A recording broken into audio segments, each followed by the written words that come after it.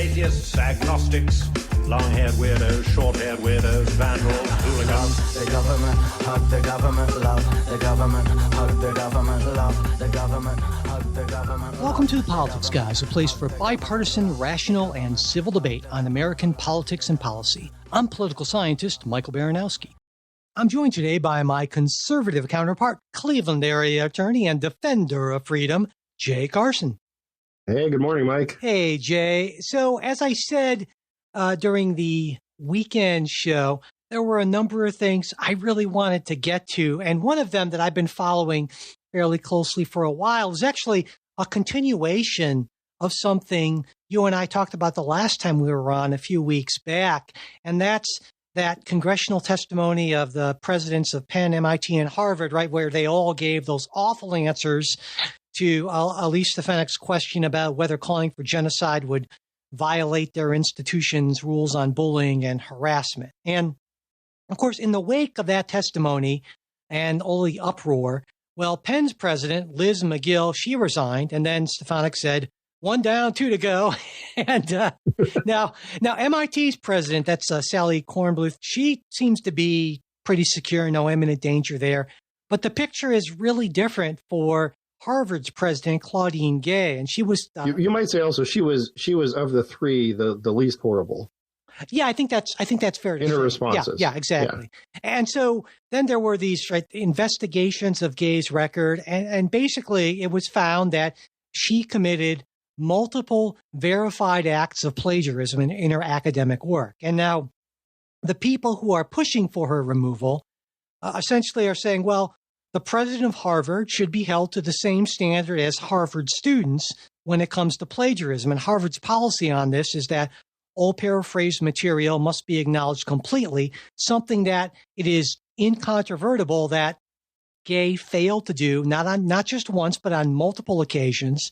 And also Harvard's policy is that students who, for whatever reason, submit work either not their own or without clear attribution to its sources will be subject to disciplinary action up to and including requirement to withdraw from the college. And so I want to be clear, there is no question that Gay engaged in acts of plagiarism under that definition, not just once, but on multiple occasions. The larger question is, how big of a deal is this? And should this result in her resignation or termination? What do you think, Jay? So, to some extent, I'll defer to you because you're the academic here. But it strikes me as the biggest issue that some of these colleges had in the testimony, what that brought out. And I'm going to take a sort of different tact here than what a lot of people said. I don't think it is as much about anti-Semitism as it has been played up, but rather about hypocrisy. And I think this plays into the same argument that there is one set of rules, depending on where you are in the political pecking order, right? And the grievance orders, and a different rule for other people. And I think that's what hit so many of Americans. It's not just that there was anti-Semitism or anti-Semitism permitted. It was the idea that, well, of course, we would not look askance at this as long as it's supporting the greater narrative, right, of oppressor versus oppressed. So that's would anyone else again, a Harvard student gotten away with this?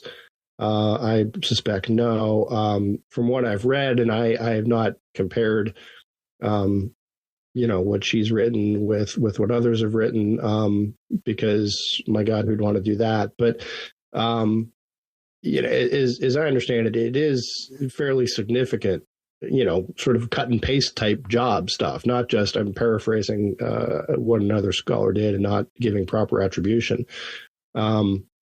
But yeah, I think it raises the question: is it too much to ask for the president of Harvard to at least sort of sort of try to follow these rules? And look, if you're going to make the argument, and I think colleges can say, look, the president's job isn't to be the number one academic in the school, but rather they're just out there to do PR and fundraising and all that. Okay, fair enough. I mean, thinking back on our college experience, right? Our college president, I couldn't tell you a damn thing he wrote or what he wrote about or if he wrote at all.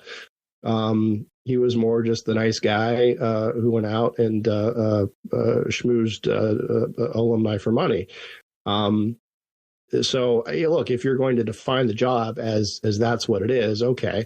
But if you're going to define the job as you are the premier academic at the premier institution in the world, then you ought to live up to those standards. I think a lot of that is fairly on point. Actually, I think that it's clear. You sound surprised. Well, no, no, not at all. I'm usually fairly on point. It's clear to me that the people who why all this happened after Gay's testimony was that there were some people who who went after Gay, tried to find reasons to attack, and they found some. But here's where it gets a little murky, because unless you're an academic, you don't know how academic scholarship really works. It's really unclear for most people the difference between plagiarism and research misconduct and what exactly was going on. And because I was one of the people who looked through the specific things that she wrote and how they compared to other things. And one thing I'll point out is that one thing you learn as an academic writing research articles is there's a certain boilerplate as to how you present results. And given that, it's very difficult in certain instances to not use very similar phrasing. And that's fine so long as you make sure that you are attributing things that you are paraphrasing to the people who they came from originally. And there are some instances where that didn't happen with Claudine Gay. Now, overall, I would say it's much more an example of research sloppiness as opposed to somebody trying to pass off work findings, results that were not her own as her own. So it's not research misconduct as far as I have determined. Now, that's not to say it's okay, because you would not, if you are supposed to be a researcher, you're not supposed to be sloppy in your research. But to me, it's kind of a red herring sort of thing. But the bigger issue to me, well, there are really two bigger issues. Number one, how Gay and how Harvard responded to this. Had she come out and said, you know what, looking at all this back in my research career, there were these instances where I was sloppy and I apologize for that. And that didn't happen. That was much more of a, it's not the crime, it's the cover up sort of thing. I get there were certain instances where she asked for corrections to be made and that sort of thing. But to me, the much more, I'll say, interesting issue here, the bigger issue is the fact is looking at Claudine Gay's career. And that's what really blew me away, because in looking at this research misconduct or plagiarism thing, I looked at her entire career as an academic. And in pulling up her CV, she actually came out of, she originally started at Stanford. And when she received tenure at Stanford, of course, one of the best schools in the country, right? Incredibly high academic standards. She actually, she's a political scientist. And when she was tenured at Stanford, she had what appears to be 4 peer-reviewed articles and not a single book. I had a better record when I was tenured at Northern Kentucky University. You could totally kick her ass. Well, and then when Harvard hired her away with a promotion to full professor just 3 years later, she had something like 7 publications and no book. I had well over that when I was given full professor rank at NKU, which is no Harvard. I love NKU, but I mean, in terms of research. So to me, and I don't blame Claudine Gay for this. Hey, she was probably told, go up for tenure. You'll get it. Go up for promotion. To me, a system in which someone can be said to be a distinguished scholar with such a sparse record, that to me suggests a real problem with the system. I have no reason to doubt that Claudine Gay couldn't be an incredible scholar, but she didn't have to be. And I think we should all be concerned about what do you think accounts for the discrepancy? That she was a black woman writing about black representation. And there were a lot of people who felt that that was important to highlight and important to promote. And I think that they did Claudine Gay, and I think they did just in general a disservice to academia and academic pursuit by promoting her and tenuring her when she, by rights, should not have been promoted or tenured. Yeah, well, I would. It's hard for me to disagree with any of that. But again, to your point, that doesn't necessarily mean that she's not a fantastic president of Harvard, because, like you said, what you want in a university president is basically someone to raise money for the institution. That's kind of the key president. Well, I would say the testimony and how she handled herself there would tend to say she's not so fantastic at being sort of the public face of the organization, but well, at least in that particular. But yeah, she may raise a lot of money. Yeah, yeah, and so. But you're right. It's the hypocrisy. You know, people saying, "Well, Claudine Gay is a distinguished scholar." I mean, she was made a fellow of the American Academy of Arts and Sciences, which is just insane given her ridiculously sparse academic record. And that's the sort of thing. That's where Jay, it gets me so upset because I say this is exactly. Well, it's the kind of thing. It's an unforced error. You know, because it's exactly the sort of egregious thing that makes people who would be otherwise very inclined to support so much of what the left does to say, well, that's just nuts. That's it's just giving ammunition to the other side. And I hate to see that sort of thing. And so it just drives me absolutely crazy when I see that sort of thing. So anyway, that's my take on that. So do you think she's going to end up resigning under pressure now? Because it seems like there's been a slow drip. Do you think Harvard's going to just stick with her? And I do. They'd be racist, misogynistic if they didn't, wouldn't they? Yeah, I think they have to, right? If someone at some point says the emperor has no clothes, I think the emperor has to just keep insisting that yes, he does, and you're racist and misogynistic. I really think that's the game plan. That's the play, because to admit otherwise, right, is to sort of give away look, a whole lot of this is a scam, and they know it, and you know it, and we know it. But just make sure people shouldn't say it out loud. Well, I think that's. I think it's a scam, but it's not. On some, I wouldn't use the word scam. I mean, again, on some level, you can when Claudine Gay was named Harvard's president. This only happened July, right? She hasn't been president long. I mean, it was the Harvard Crimson and everyone else was saying, this is great. They specifically cited diversity. We have a black woman as president of Harvard. This is a wonderful thing. And she brings something that no one else could bring. And I think there's a lot of. They also hyped up the whole distinguished scholarship and so forth. Yeah. And that's the hypocrisy part of it. Right. So that's, I think, and that's, again, the unforced error. That's the thing that drives me nuts about. Yeah. Veritas is the motto, as I understand, and it seems to not fit, right? And look, I think this goes to, speaking as a conservative, sort of in the wilderness, right? This goes to why, and you say, well, it's an unforced error. I say it's a function rather than a bug. that there is this institutional distrust, because there's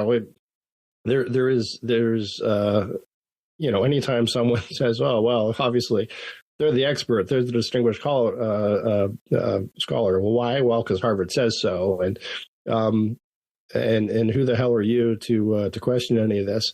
I think that's a big issue when you have other experts, right, who are then suddenly disproven or found to have been lying or manufacturing their credentials. I think that's what feeds into it, and I think part of the whole DEI effort is unfortunately part of that, and I think everyone would be so much better served if they got rid of that, using that as the rubric, and went back to focusing on excellence in whatever it is that you intend to be doing. And I would agree. Look, if you want to say the job of the president isn't to be the number one scholar at the school or the highest publisher or whatever, but rather just to be the public face and to raise money, fair enough. But then let's have a little veritas with that, right? And be clear that that's the job, and not pretend otherwise. Yeah. Well, yeah, I disagree with you a bit on the DEI aspect of it. I certainly don't think we have to throw out the baby with the bathwater. I think DEI serves a lot of important goals, but I also think that you can't just ignore qualifications and excellence. It should be a plus factor and not a substitution factor, sort of thing. And certainly if early in her career, Claudine Gay's mentors, I believe they gave her a lot of support, but they should have said, listen, we're going to give you all the support we possibly can, but we're going to hold you to certain standards. The standard should not be lower for anyone because of their whatever, characteristic, but certain people, you can make a case, may benefit from more support because of the effects of discrimination and systemic racism and that sort of thing. And that's fine as far as I'm concerned. But what you can't you're not suggesting that Claudine Gay plagiarized because of systemic racism. No, not at all. No, I'm saying that she was promoted with a very shaky academic record. That wasn't her fault. She wasn't the one making those decisions. Well, yeah, it was. She's the one who plagiarized. Well, again, it was more kind of like some sloppy research. And all right, you come up, you learn to become a researcher and an academic by getting feedback from your mentors, from your peers. And if people are not giving you honest feedback, are not holding you to a certain standard because for whatever reason, what's that, is it the phrase, the soft racism of low expectations or something like that? Yeah. I remember it. So if people are, I remember that those people are doing a disservice to whoever they think they're ostensibly trying to help. You don't hold people to a lower standard. You give them more support and hold them to the higher standard if you think that. And so that's what I think the system in some ways failed Claudine Gay. We hope you enjoyed this preview of our supporters exclusive midweek show. If you'd like to hear the rest of the episode, we hope you'll consider becoming a supporter. Supporters get ad-free access to all of our shows, membership in our Politics Guys Discord group where you can join in on the conversation, and other benefits at different levels of support. To become a supporter, go to patreon.com/politicsguys. You can also support us through Venmo or @politicsguys or through PayPal. You'll find all of our support links in the show notes as well as at politicsguys.com/support. And if you'd like to get the midweek show, but you're not in a position to become a financial supporter, that's not a problem. Just send me an email at mike@politicsguys.com, and I'll be happy to get that set up for you.